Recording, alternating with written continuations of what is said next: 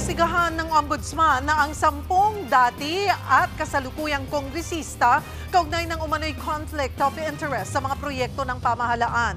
Kabilang dyan si dating Pampanga Representative Dong Gonzales. Nasa frontline ng balitang yan, si Marian Enriquez. Mainit ang mata ng Ombudsman kay dating Pampanga 3rd District Representative Aurelio Dong Gonzales. Itinuturing siyang contractor o congressman na contractor. Ayon kay Ombudsman Boying Remulla, iniimbestigahan ang posibleng conflict of interest ng pamilya ni Gonzales na umano'y nagmamay-ari ng isang construction corporation na nakakuha ng kontrata sa mga infrastructure projects ng gobyerno. Yes.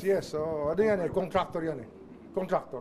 Yung kanyang construction company at mga projects. Siyempre, yun naman yun eh, di ba? It's not just about flood control, it's about other illegal interests.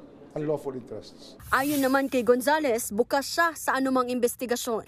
I recall that a case against me involving the same projects filed before the same ombudsman was dismissed sometime in 2023 for lack of merit.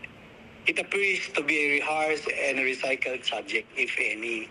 Bukod kay Gonzales, siyang pang mambabatas ang iniimbestigahan na posibleng may conflict of interest sa mga kontrata ng gobyerno.